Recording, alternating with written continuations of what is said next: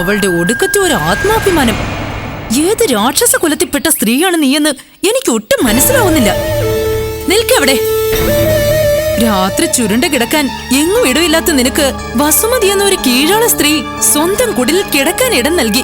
നികുതി കുടിശ്ശിക ഒടുക്കിയില്ല എന്ന കാരണത്താൽ അംശം അധികാരിയെ കൊണ്ട് ആ സ്ത്രീയെയും കുടിയിറക്കിച്ചവളല്ലേ നീയ്? നിനക്കും വള്ളിയമ്മയ്ക്കും കനിമൊഴിക്കുമൊക്കെ ഇപ്പൊ പെരുവഴിയിലല്ലേ സ്ഥാനം, അല്ലേ? ശിവകാമി ചേച്ചി തെറ്റിദ്ധരിച്ചിരിക്കുക. ഞങ്ങള് പാർക്കുന്നത് പെരുവഴിയിലല്ല, ഞങ്ങളുടെ കുടിലിൽ തന്നെയാ. ആരും ഞങ്ങളെ കുടിയിറക്കിയിട്ടുമില്ല. കുടിയിറക്കിയിട്ടില്ലെന്നോ? അപ്പോ ഭൈരവി ചേച്ചി പറഞ്ഞത്? ശിവകാമി, ഓരോരോ ക്ഷുദ്രജീവികൾ വാലും തുമ്പും ഇല്ലാതെ ഓരോരോ ഏഷണികൾ എഴുന്നള്ളിച്ചുകൊണ്ടേയിരിക്കും. അതും കേട്ടോണ്ട് നാവിട്ടടിക്കാൻ വന്നേക്കരുത്. അംശാധികാരി ആവശ്യപ്പെട്ട മുഴുവൻ നികുതി പണവും ഞങ്ങൾ ഒടുക്കിക്കഴിഞ്ഞു.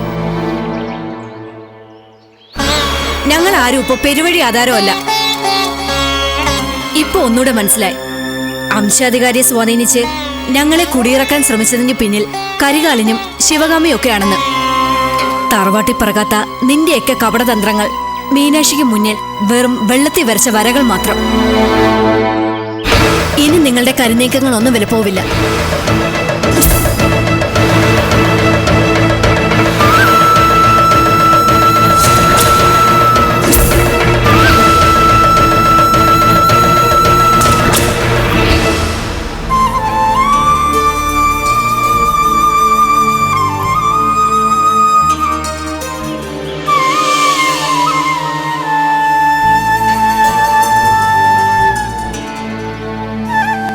സ്വാമി, എന്താ? ഇത് പാല് വിൽക്കുന്ന തറവാടല്ലേ? അതെ. ഒരു പാത്രം പാല് വേണമായിരുന്നു.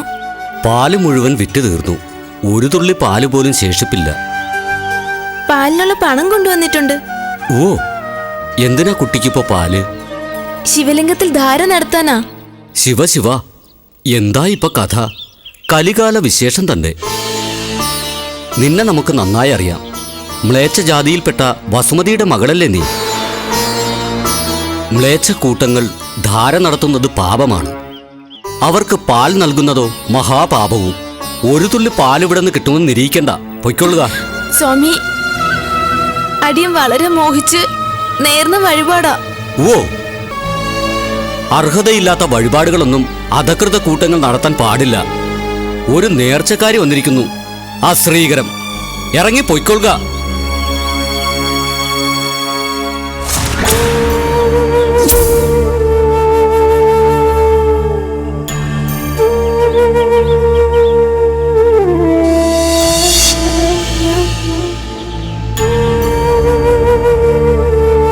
ഇവിടെ ആരും ഇല്ലേ? എന്താ? ഒരു പാത്രം പാല് വേണമായിരുന്നു. പണം കൊണ്ടുവന്നിട്ടുണ്ട്. പണത്തിന്റെ കാര്യം ഇവിടെ ആരും ചോദിച്ചില്ലല്ലോ. നിനക്ക് എന്താവശ്യത്തിനാ പാല്? ശിവലിംഗത്തിൽ ധാര ചെയ്യാനാ. ധാര ചെയ്യാനോ? അതിന് ഈ തറവാട്ടിലെ പാല് തന്നെ വേണോ നിനക്ക്? നിന്നോട് ആരാ പറഞ്ഞത് ഇങ്ങോട്ട് കേറാൻ? ഇവിടെ ആഢ്യ ബ്രാഹ്മണർക്ക് മാത്രമേ പാല് കൊടുക്കാറുള്ളൂ. ഹീനജാതിക്കാർക്ക് കൊടുക്കാറില്ല. ഇനി ഒരിക്കലും കൊടുക്കുകയില്ല. പൊയ്ക്കോ. അമ്മായി. നശൂലം. ആരാ നിന്റെ അമ്മായി? തറവാടും പറമ്പും തൊട്ട് തീണ്ടാതെ പെട്ടെന്ന് സ്ഥലം വിട്ടോണം. ഒരു കൈക്കൊടുന്ന പാലെങ്കിലും തരാൻ കനിവുണ്ടാവണം. നായ്ക്ക് കൊടുത്താലും നരകജന്മത്തിന് കൊടുക്കാൻ ഒരു തുള്ളി പാല് പോലും ഇവിടെ ഇല്ല. കടന്നു പൊയ്ക്കോ. ഇല്ലെങ്കി തല്ലി ഓടിക്കാൻ ആളുണ്ട് ഇവിടെ. അയ്യോ വീരഭദ്ര. അയ്യോ വേണ്ട, ഞാൻ പൊയ്ക്കോളാം. ആ, അതാ നിനക്ക് നല്ലത്.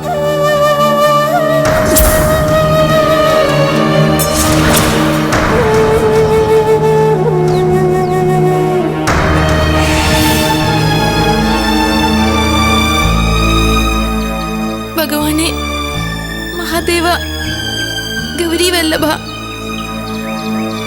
താഴ്ന്ന ജാതിക്കാരിയായി ജനിച്ചു പോയത് അത്രയ്ക്ക് വലിയ കുറ്റമാണോ? ഭഗവാൻ എന്നിൽ കാണാത്ത കുറ്റം ഈ മനുഷ്യർ എന്നിൽ കാണുന്നതെന്തേ? ഇന്ന് അങ്ങേക്ക് ക്ഷീരധാര നടത്തണമെന്ന് ഞാൻ വല്ലാതെ ആഗ്രഹിച്ചു പോയി. ഈയുള്ളവൾ ധാര ചെയ്യുന്നത് പാപമായി അങ്ങ് കരുതുന്നില്ല എന്നാണ് അടിയന്റെ വിശ്വാസം.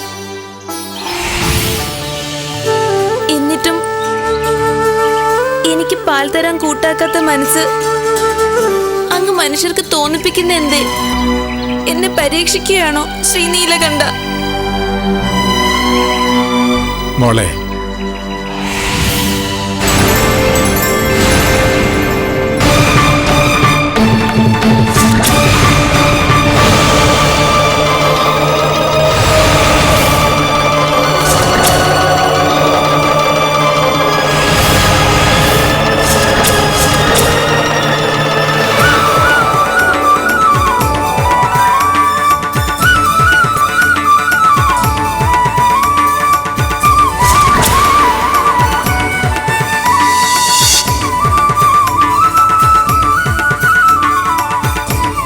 എന്തിനാ മോളെ സങ്കടപ്പെടുന്നത്? ശിവലിംഗത്തിൽ ക്ഷീരധാര ചെയ്യാൻ കുറച്ച് പാല് വാങ്ങാൻ ഇറങ്ങിയതാ. താണ ജാതിക്കാരി ആയതുകൊണ്ട് എനിക്കാരും പാല് തരുന്നില്ല. ധാര മുടങ്ങുന്നുള്ള സങ്കടമാ എനിക്ക്.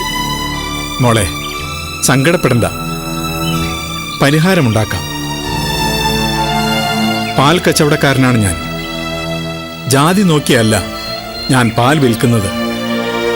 എല്ലാ മനുഷ്യരും എനിക്ക് തുല്യം. ധാരയ്ക്കാവശ്യമായ പാൽ ഞാൻ തരാമല്ലോ.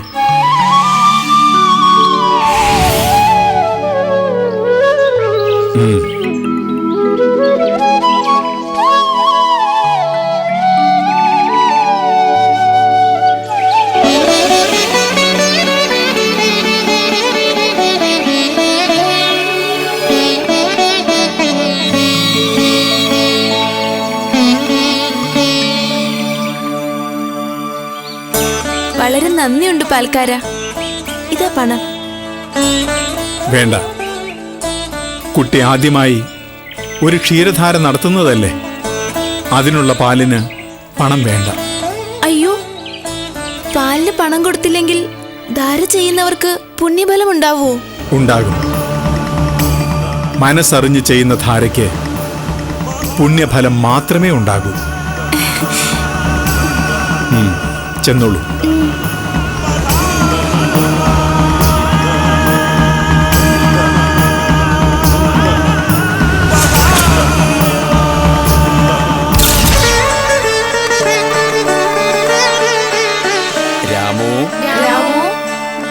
രാമച്ഛ രാമച്ഛ കൃഷ്ണ കൽക്കി ജനാർദ്ദനം. രാമോ രാമച്ഛ രാമച്ഛ കൃഷ്ണ കൽക്കി ജനാർദ്ദനം. രാമോ രാമച്ഛ രാമച്ഛ കൃഷ്ണ കൽക്കി ജനാർദ്ദനം. രാമച്ഛ രാമച്ഛ കൃഷ്ണ കൽക്കി ജനാർദ്ദനം. രാമോ രാമച്ഛ രാമച്ഛ കൃഷ്ണ കൽക്കി ജനാർദ്ദനം.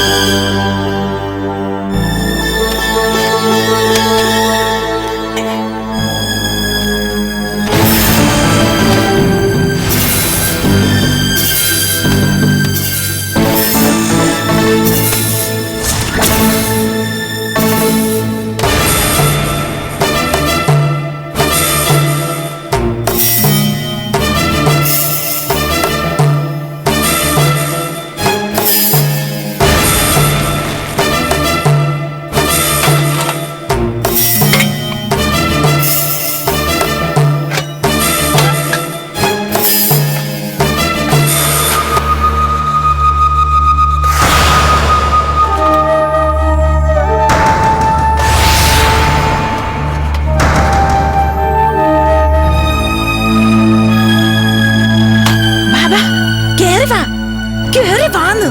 എന്താ? നിന്റെ തൊഴുതു പ്രാർത്ഥനയൊക്കെ കഴിഞ്ഞോ? കഴിഞ്ഞു. ഇത് കുറച്ച് അരി ശർക്കരയാ. പോകുന്ന വഴിക്ക് ഇത് നീ എന്റെ തറവാട്ടി കൊടുത്തേക്കണം. അല്ല, അത് നോക്കി നിൽക്കാതെ വള്ളി എടുത്ത് കെട്ടണ.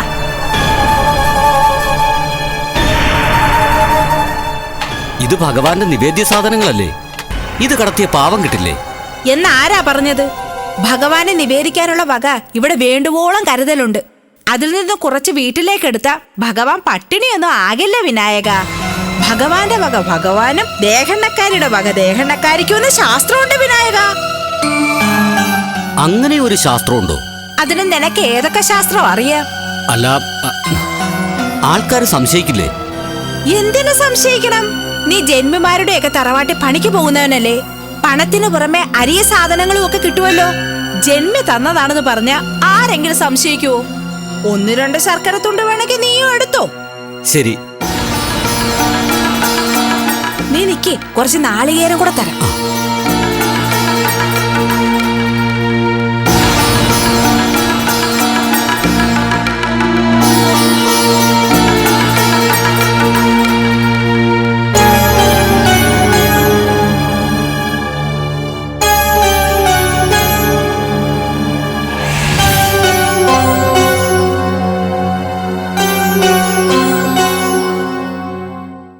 എന്തിനാ കുട്ടി ഇങ്ങനെ ഓടുന്നത്?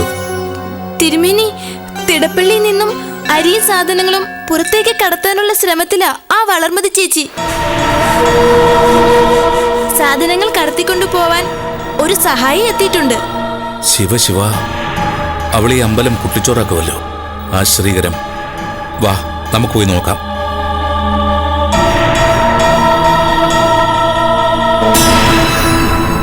വഴിയിലെങ്ങും ആരോട് സംസാരിച്ച് നിൽക്കരുതേ. പെട്ടെന്ന് കൊണ്ട് കൊടുത്തേക്കണം കേട്ടോ. ആ ശരി.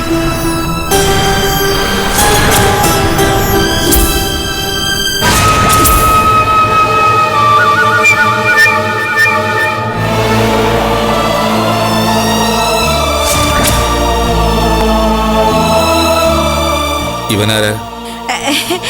അയ്യോ, എന്റെ അയൽവക്കക്കാരനാ തിരുമേനി, വിനായകൻ. ഇതൊക്കെ എന്താ? എങ്ങോട്ടാ കൊണ്ടുപോകുന്നേ? അത് പിന്നെ കുറച്ച് അരിശ്? അല്ല, അരിയും ശർക്കരയാണെന്ന് പറയാൻ വരുമായിരുന്നു. ഇതൊക്കെ എവിടെ കൊണ്ടുപോകുന്നു ചോദിച്ചത്? അതിപ്പം വിനായകന്റെ കുടിലിലെ കാര്യം വളരെ കഷ്ടമാ തിരുമേനി. ഇവന്റെ പെറ്റമ്മ വെള്ളം പോലും കുടിക്കാതെ പട്ടിണി കിടക്കാൻ തുടങ്ങിയിട്ട് 7 നാളായി. ഇവന്റെ അവസ്ഥ പറഞ്ഞു കേട്ടപ്പോ മനുഷ്യത്വം തോന്നി കുറച്ച് അരിയ സാധനങ്ങളും ഞാൻ ദാനമായിട്ട് കൊടുത്തതാ തിരുമേനി. ഇവർ പറയുന്നത് സത്യമാണോ? അത് സത്യമാണോന്ന്? അല്ല തിരുമേനി, ഇത് വളർമതിയുടെ വീട്ടിൽ കൊടുക്കാൻ എടുത്തു തന്നതാണ്. താൻ പൊക്കോളൂ. ഓ. വളർമതി, ക്ഷേത്രം വക സാധനങ്ങൾ കൈയിട്ട് വാരരുതെന്ന് പല ഒരു നിനക്കും ഗുണാടനും നാം മുന്നറിയിപ്പ് തന്നിട്ടുള്ളതാ. ദേഹണ്ണക്കാർക്ക് ക്ഷേത്രത്തിൽ നിന്നും ഭക്ഷണവും മാന്യമായ പ്രതിഫലവും തരുന്നുണ്ടല്ലോ. വലിച്ചുവാരി ഭക്ഷിക്കാൻ നിന്റെ തറവാട്ടിൽ നിനക്ക് സന്തതികളൊന്നുമില്ലല്ലോ. എന്നിട്ടാണോ ഈ തീവെട്ടിക്കൊള്ള? നീ ഒരു സ്ത്രീയല്ലേ? ഭഗവാന്റെ മുതൽ മോഷ്ടിക്കുന്ന നീ സ്ത്രീവർഗത്തിന് തന്നെ കൊടിയ അപമാനമാണ്.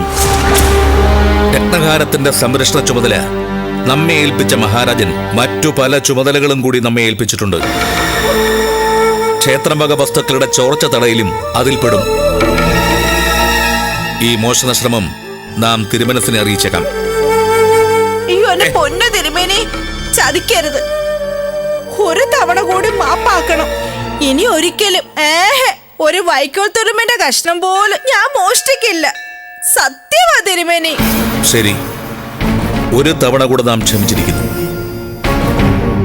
ഒരിക്കൽ കൂടെ മോഷണ ശ്രമം ശ്രദ്ധയിൽപ്പെട്ടാൽ ഒരു ദാക്ഷിണ്യം ഉണ്ടാവില്ല.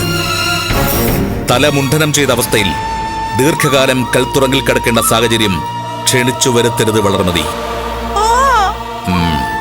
ഒരു കൂടി.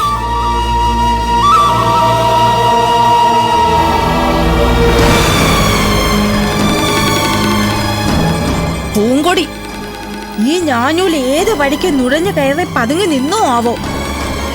അവളാ കൊണ്ട് കൊളുത്തി കൊടുത്തത്. അവൾക്കൊരു കൊളുത്ത് ഞാനും കൊടുക്കുന്നുണ്ട്.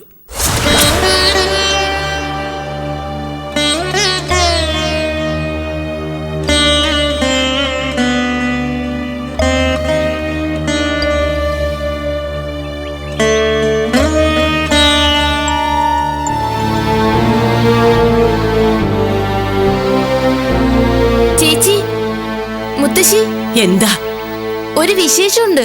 എന്താ? തിടപ്പള്ളിയിൽ നിന്നും വളർമതി ചേച്ചി അരി സാധനം കടത്താൻ ശ്രമിച്ചത് ഞാൻ കണ്ടുപിടിച്ചു. ഭഗവാനെ, എന്നിട്ട്? ഞാനത് അപ്പൊ തന്നെ മേൽശാന്തി തിരുമേനെ അറിയിച്ചു. തിരുമേനി പോയി അരിയും ശർക്കരയും കൈയോടെ പിടികൂടി. വളർമതി ചേച്ചിക്ക് തിരുമേനിയുടെ വക പിടിപ്പത് ശകാരവും കിട്ടി.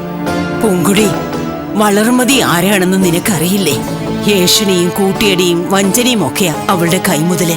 വെറുതെ അവളുടെ വിരോധം സമ്പാദിക്കുന്നത് എന്തിനാ? കൊള്ളാം. ക്ഷേത്രത്തിൽ സത്യവും നീതിയും ഉണ്ടാകണമെന്ന് ആഗ്രഹിക്കുന്ന മുത്തശ്ശിയാണോ ഈ പറയുന്നത്? ഭഗവാന്റെ മുതൽ കൊള്ളയടിക്കുന്ന കണ്ട ബന്ധപ്പെട്ടവരെ അറിയിക്കണ്ടേ ചേച്ചി? അറിയിച്ചിട്ടൊന്നും ഒരു കാര്യമില്ല. മോഷണം വളർമതിയുടെ രക്തത്തിൽ കലർന്നിട്ടുള്ളതാ. അതവൾ നിർത്താനൊന്നും പോകുന്നില്ല.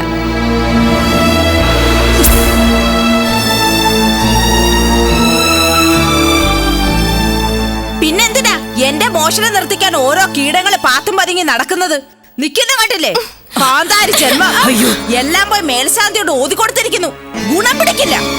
വളർമതി, ഭഗവാന്റെ മുതൽ കടത്തിയവരാരും ഗുണം പിടിച്ചിട്ടില്ല. നിങ്ങളും ഈ സുന്ദരി പോതയും കൂടെ കെട്ട ജാതിക്കാരിയായി ഇവളെ പന പോലെ വളർത്തിയിരിക്കുന്നത്. ഈ അസത്തിന്റെ ഒരു എല്ല് കൂടുതലാ. വളർമതിക്കൊരു ആമാശയം കൂടുതലാ. എന്തോന്ന്? ആമശാസോ? അല്ല, ആമാശയം. ക്ഷേത്രത്തിൽ നിന്ന് നിവേദ്യ പായസവും പടച്ചോറും ഒക്കെ മൂക്കുമുട്ടെ വെട്ടി വിഴുങ്ങുന്നുണ്ടല്ലോ. എന്നിട്ടും വിശപ്പ് മാറാത്തത് കൊണ്ടല്ലേ ഭഗവാന്റെ മുതലേ കടത്തുന്നത്.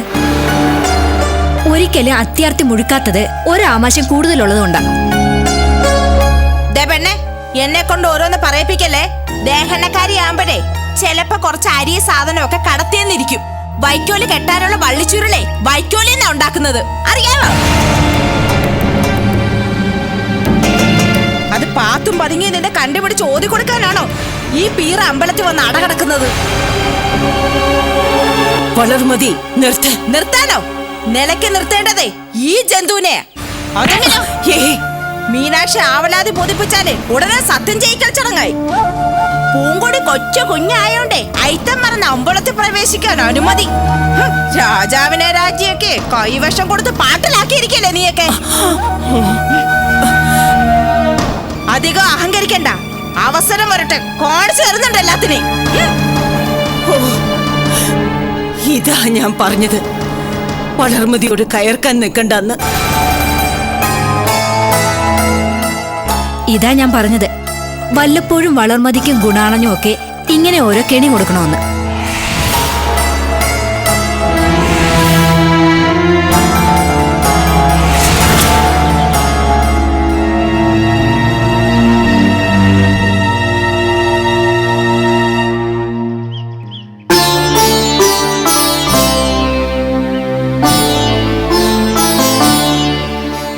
പൂങ്കുടി, നീതെങ്ങോട്ടാ? ഭഗവാൻ അഭിഷേകത്തിനുള്ള പാല് വാങ്ങാൻ പോ ചേച്ചി. സൂക്ഷിച്ചു പോകണം. വളർമതിയുടെ ശത്രുത സമ്പാദിച്ചിരിക്കുകയല്ലേ. നിന്നെ തരത്തിന് കിട്ടിയാൽ അവൾ ചതിച്ചിരിക്കും. തൃക്കടയൂരപ്പൻ എപ്പോഴും എനിക്ക് കൂട്ടിനുണ്ട് ചേച്ചി. എന്നെ ആർക്കും ചതിക്കാനാവില്ല.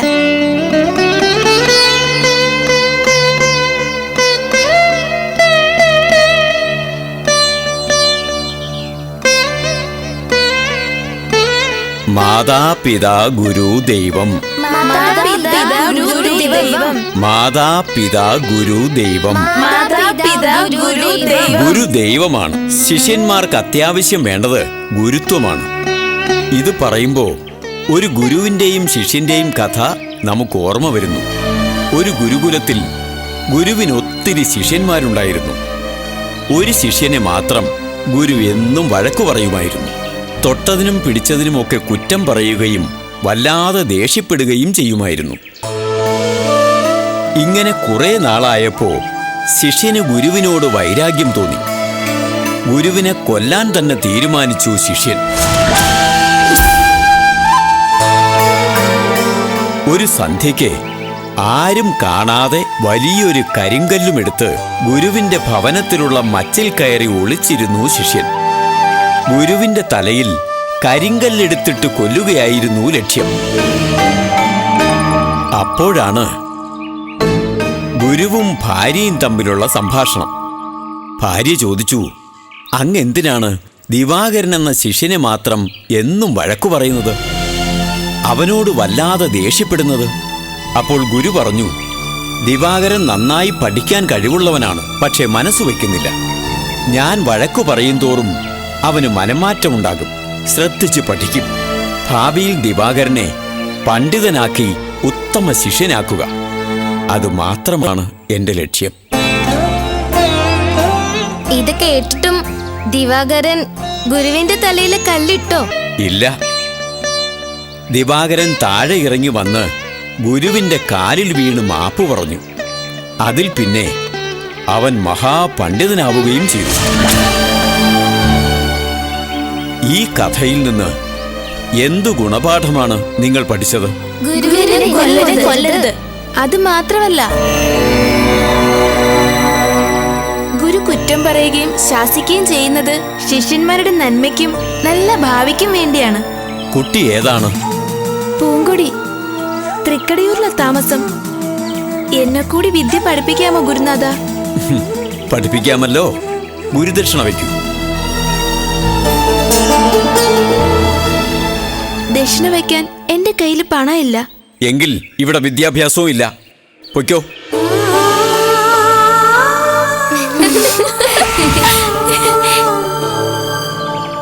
ഒരു പണം പോലും ദക്ഷിണ വയ്ക്കാനില്ലാതെ വിദ്യ പഠിക്കാൻ വന്നിരിക്കുന്നു.